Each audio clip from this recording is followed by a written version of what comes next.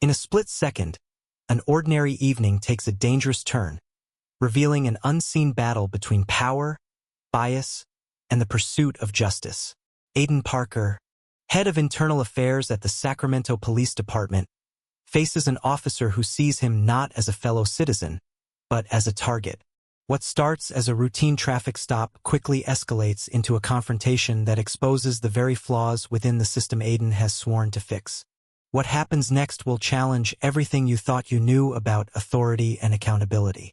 Stay tuned, because this story is just the beginning. The sun was slowly sinking below the skyline, casting a golden glow across the bustling streets of Sacramento, turning ordinary buildings into vibrant silhouettes against an amber sky. Aiden Parker gripped the wheel of his sleek black sedan, eyes focused, mind still racing from a day packed with meetings, paperwork, and the relentless pressures that came with managing high-stakes internal investigations at the Sacramento Police Department. He sighed softly, adjusting the air conditioning to chase away the lingering tension. The soothing jazz from the car radio whispered in the background, creating a temporary escape from reality. But sometimes reality has its own way of breaking through, harsh and uninvited. Just as Aiden slowed for a yellow light, the world behind him erupted in a dizzying spectacle of flashing red and blue, piercing through the calm evening air with a shrill, authoritative siren. His heart jumped slightly, not out of fear, but from sheer surprise. He carefully pulled his car over, guiding it gracefully to a stop. His eyes briefly studied the cruiser that had aggressively parked behind him, lights still spinning like anxious warning signs. From the vehicle emerged Officer Brandon Larkin, mid-30s, clean-shaven with an expression that conveyed authority mixed with subtle arrogance. He approached the car with deliberate, almost rehearsed confidence. Aiden observed quietly through his mirror, quickly analyzing the man's demeanor, one he'd seen far too often in officers who felt that their badge placed them above the citizens they were sworn to protect. License and registration. Officer Larkin snapped curtly, a voice honed from countless confrontations, carrying with it an implicit challenge. Aiden calmly reached for the glove compartment, retrieving his documents without hesitation. He had spent years on both sides of these exchanges, and he understood exactly how quickly they could escalate. As he handed over his license, he noticed the officer's skeptical eyes roaming over his tailored suit, expensive watch, and meticulously groomed appearance. Larkin's suspicion was apparent, a curiosity tinged with unjustified hostility. "You didn't come to a full stop at the light," Larkin said, although his tone betrayed a subtle uncertainty. Aiden furrowed his brow slightly, but remained composed. "I slowed down before it turned red, officer. But I understand your concern." He deliberately kept his tone neutral, aware that any defensiveness could fan the flames. Yet something had already shifted. Officer Larkin lingered at the window, staring intently at Aiden's license, his gaze becoming sharper, darker. This was no longer about a traffic violation. This had become personal, even if Larkin himself hadn't yet admitted it. "You're new around here?" Larkin asked, suspicion coloring his voice more vividly. Aiden hesitated slightly, not from nervousness, but from curiosity. "Moved here a few months back. My current address is on the license," he answered evenly. Yet the officer's interest had clearly evolved. "Step out of the car," Larkin suddenly commanded, his tone hardened. Aiden paused, studying the officer's face carefully. "Is there a specific reason, officer?" Larkin's posture stiffened, revealing irritation at being questioned. "I said step out. Don't make this harder." The subtle threat hung heavily in the air. Aiden's jaw tightened imperceptibly, but he maintained his composure, knowing from experience how quickly a moment like this could unravel. As he exited the car, Larkin began pacing slowly, clearly attempting to intimidate, to assert dominance. Yet Aiden stood calmly, unshaken, fully aware of the growing discomfort emanating from the officer. Suddenly, Larkin ordered sharply, "Hands on the hood. I need to check you for weapons." Aiden's brows lifted slightly, but without protest, he turned slowly, placing his palms calmly on the hood of his polished car. As Larkin's rough hands moved along Aiden's body, lingering unnecessarily, Aiden's expression remained utterly controlled, his breathing steady. He knew exactly what was happening. A misguided power play, a blatant attempt to provoke. But Aiden wouldn't give Larkin the reaction he desired. "You're clean," Larkin muttered grudgingly, irritation evident in his voice. But the frustration only intensified his determination to push further. "Mind telling me why you seem so familiar with police procedure? Lawyer, perhaps?" He sneered, eyes narrowing. Aiden turned calmly, meeting the officer's gaze directly. "Something like that," he replied, allowing the ambiguity to linger provocatively in the air. This simple phrase ignited a deeper anger within Larkin, who now stepped closer, lowering his voice aggressively. "You think you're smarter than me? You think you can talk your way out of this?" "No, officer," Aiden said quietly, firmly. "I simply believe in fairness. And frankly, I don't see much fairness here." The words struck Larkin like a physical blow, and for a brief second, his confidence fractured. Yet pride prevented him from retreating, instead pushing him dangerously closer to the edge. "Fairness?" Larkin scoffed bitterly. "People like you." The officer caught himself, but it was too late. Aiden seized upon that slip, voice steady yet piercingly sharp. "People like me?" he echoed, softly yet charged with power. Larkin's eyes widened, realizing too late he'd revealed his own biases. "That's not what I meant," he stammered, faltering visibly. "I think we both know exactly what you meant," Aiden said quietly, each word deliberately clear. A heavy silence enveloped them both, with Larkin visibly shaken, no longer the authoritative figure he'd attempted to portray moments ago. Aiden slowly reached into his inner pocket, carefully watching Larkin's startled reaction. "Relax. I'm just reaching for my identification. I think it's time you understood who you're dealing with." Officer Larkin froze, eyes locked on Aiden's hand, breath held tight. Then Aiden produced a leather badge wallet, calmly flipping it open to reveal a gleaming gold badge.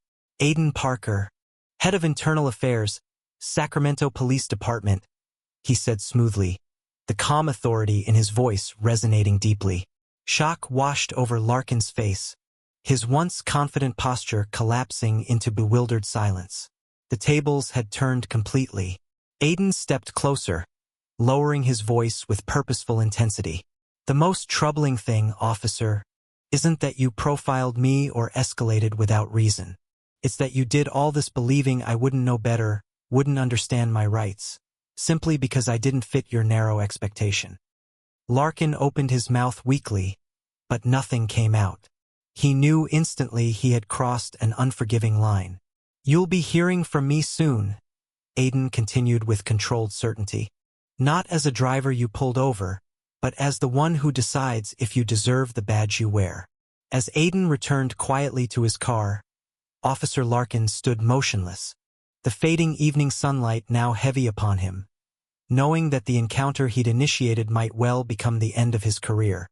But for Aiden, this confrontation was only the beginning, a catalyst for deep, necessary change. And as he drove away, Aiden knew clearly this wouldn't be another silent injustice brushed under the rug. This time, he would see it through not just for himself, but for everyone whose voice had gone unheard. Aiden Parker didn't drive home that evening feeling victorious. He didn't pump his fist, didn't call a friend to recount what had just happened. There was no satisfaction in exposing Officer Larkin. Instead, what settled in Aiden's chest was a familiar, heavy weight, one that no badge, no rank, no authority could ever completely lift. Because what had just transpired wasn't an anomaly. It was a reflection of something rotten festering deep beneath the polished surface of the institution he had once believed he could fix from the inside. But something had changed in him during those 15 tension-filled minutes. Larkin wasn't just another overzealous officer on a power trip.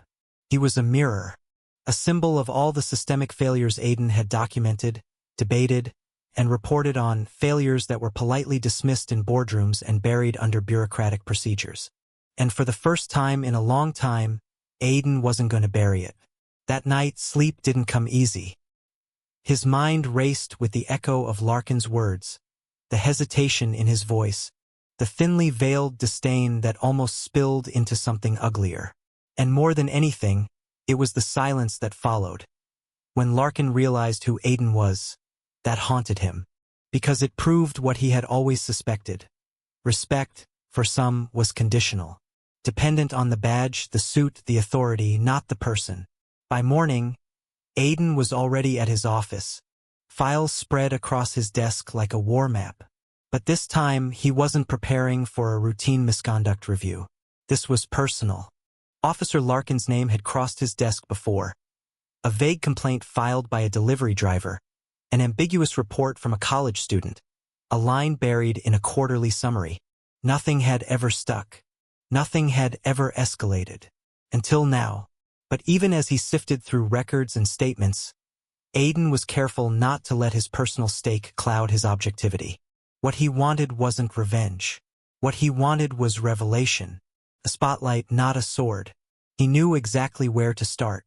At precisely 2 p.m., Aiden sat across from Chief Darren McCall in a sterile conference room that smelled faintly of old coffee and recent tension. McCall, with his silver hair and no-nonsense demeanor, listened as Aiden laid out the events of the night before. He didn't raise his voice. He didn't embellish. He let the facts, and his calm retelling of them, do the talking. But what followed wasn't outrage or immediate support. It was hesitation. "I'm not saying you're wrong," McCall finally said, choosing his words like stepping through a minefield. "But Larkin's record is thin. No formal disciplinary action. Nothing that rises to the level you're describing. And that was the problem, wasn't it?" "Exactly," Aiden replied, voice sharpened by frustration. "Because we've built a culture that confuses absence of consequence with absence of guilt." McCall didn't argue, but he didn't agree either. And in that lukewarm silence, Aiden realized that change would never come from quiet discussions behind closed doors. If he wanted to shake the foundations, he had to step outside the building, into the public eye, into uncomfortable truth. So, over the next few days, Aiden did what no one expected. He broke the script.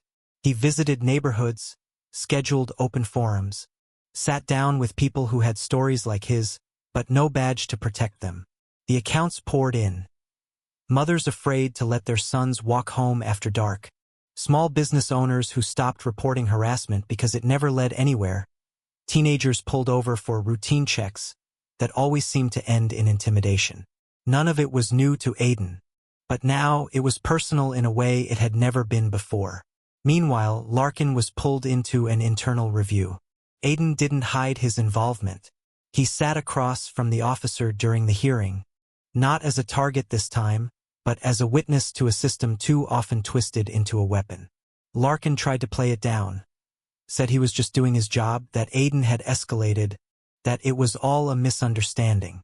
But the calm, detailed testimony Aiden gave stripped every excuse bare. And though the board stopped short of termination, Larkin was handed a suspension. But Aiden knew that wasn't the point. The real win wasn't in the punishment, it was in the process. In forcing the department to confront its blind spots. In showing the rank and file that status quo was no longer safe. Of course, not everyone was thrilled. Rumors started swirling. Whispers that Aiden had overstepped, that he'd made it personal, that he was using his position to settle scores. Some tried to paint him as the villain. Others just stayed silent, hoping it would all blow over. But Aiden wasn't interested in comfort anymore. He wasn't interested in staying likable. He called a press conference. Not to grandstand. Not to throw names under the bus. But to make something crystal clear. The Sacramento Police Department wasn't going to survive by pretending to be perfect. It would only survive by proving it could be honest. When he stood at that podium, the weight of the room pressing against his spine, Aiden didn't speak in sound bites. He spoke like a man who had reached his limit. "I'm not here to assign blame to one officer," he said. "I'm here to challenge every officer, including myself, to ask why we've tolerated a system where accountability feels like a threat instead of a standard." He paused, scanning the faces in front of him. Some curious, some defensive, but all listening. This is not about bad apples. It's about the orchard.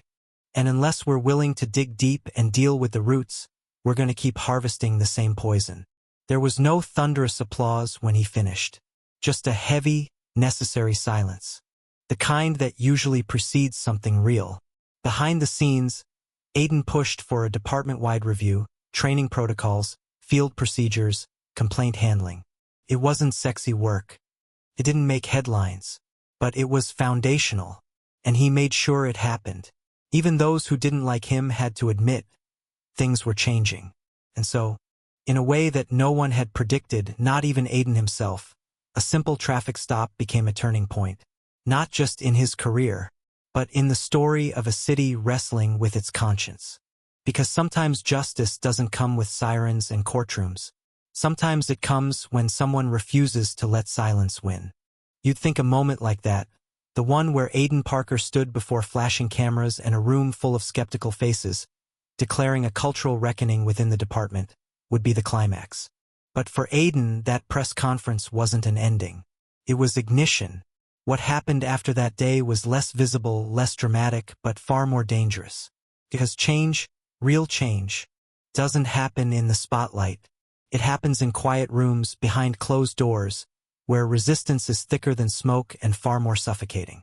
The backlash was immediate, and it wasn't loud, it was strategic. Meetings he was supposed to be invited to were suddenly internal only. Requests for support from leadership went unanswered. There were whispers, some subtle, some biting. Aiden had always known the system resisted reform, but now he was experiencing it not as an observer but as a threat. Still, he pressed forward. The suspension of Officer Larkin had opened a floodgate, not just of accountability, but of voices. Anonymous tips, old case files suddenly resurfacing, and former officers who had once stayed silent began reaching out. They had stories of cover-ups, manipulations, and complaints that had mysteriously vanished from the system. And slowly, piece by piece, Aiden began to understand that what had happened to him on the side of that road wasn't just an isolated injustice. It was part of a deeply embedded culture of selective enforcement and structural blindness. He didn't just want Larkin to answer for what he did. He wanted the system that produced him to be dissected, line by line, until the rot couldn't hide anymore. One of the most unexpected revelations came from within his own division. A junior analyst, Natalie Cruz, sharp-eyed and quietly brilliant, came to Aiden with a digital trail of internal records. It was a spreadsheet buried in an outdated server, listing dozens of closed cases flagged, no further action, without a single explanation. The common thread? Each involved a complaint against the same small circle of officers. Some had been promoted, others had transferred. All had left a trail of unacknowledged misconduct. Aiden sat in his office long after midnight, the room dim except for the glow of his laptop screen. The spreadsheet haunted him. Each row was a story untold, a life potentially scarred, a moment swept under the rug. And the question that gnawed at him wasn't just how it happened, it was how many more were never even logged in the first place. He compiled the data, cross-referenced names, matched timelines with body cam footage and witness statements. What he found was a pattern so disturbingly consistent, it could no longer be ignored. Officers who received multiple informal warnings were more likely to receive commendations than consequences. High-profile cases were selectively redirected to friendly review boards. The so-called system of checks and balances? It had been calibrated for discretion, not justice. When Aiden brought his findings to Chief McCall again, the tension in the room was palpable. The chief didn't deny the data. He didn't argue the patterns. But he did something worse. He hesitated. "We can't just burn the house down, Aiden," McCall said quietly. "This department is under pressure. Political pressure. Community pressure. If we implode from the inside, we hand ammunition to every critic waiting to discredit the work we do." But Aiden's response was immediate. "If we don't clean house ourselves, it's not a matter of if we implode, it's when. And when it happens, we'll deserve it." McCall looked away, as if the truth was too bright to stare at directly. Aiden knew then that the only way forward was through the fire. So, he launched the review initiative publicly. It was unprecedented, a transparent audit of every misconduct case in the past 5 years, open to civilian oversight. He reached out to community leaders, independent journalists, even victims who'd once given up hope. He invited them in not just to observe but to participate. The department's rank and file reacted with unease. Some felt betrayed. Others quietly applauded. But Aiden wasn't doing it for applause. He was doing it for the mother who filed a complaint and never got a call back. For the teenager frisked without reason. For every person who knew what it was like to be seen as a problem before they even spoke a word. Ironically, one of the strongest allies Aiden found in this process came from outside the force entirely. A civil rights attorney named Jonah Wells, whose brother had once filed a complaint that mysteriously disappeared, offered his resources to help catalog and represent some of the past victims. Jonah was fiery where Aiden was methodical, and their alliance created a balance of pressure and precision that shook the department from top to bottom. Officer Larkin's name reemerged during the review, not just for his incident with Aiden, but in connection with 4 other cases previously deemed unsubstantiated. Under new scrutiny, those stories took on chilling clarity. Patterns of aggressive behavior, repeated stops without cause, and in one case, footage that had been misfiled, showing him using excessive force on a young man who'd done nothing more than walk through the wrong neighborhood at night. The final decision was swift and public. Larkin was dismissed, but Aiden still didn't consider it a victory. Not really, because justice wasn't about removing one bad officer. It was about reshaping the soil so that such behavior couldn't take root again. Months later, Aiden stood once more in front of a crowd. But this time, it wasn't just reporters or officers. It was community members, students, families, people who had once viewed the department as a distant, untrustworthy machine. Now, many of them were part of the very reforms being implemented. The speech he gave wasn't about heroes or villains. It was about responsibility. Real justice doesn't start with punishment, he said. It starts with humility. It starts with the courage to admit we've failed and the will to do better, even when no one's watching. He paused, letting the silence carry the weight of that truth. The badge we wear isn't a symbol of power. It's a reminder of our duty to serve, not selectively, not conditionally, but consistently. And from this moment forward, that's what we're going to do. The crowd didn't erupt. They stood listening, many of them still unsure whether to believe. But they listened, and sometimes that's the first real sign of change. Aiden stepped down from the podium, not with pride, but with resolve. He knew the path ahead was still littered with obstacles. Politics, inertia, backlash. But he also knew that the moment someone stood up and refused to let silence win, the story had already begun to change. And this was only the beginning.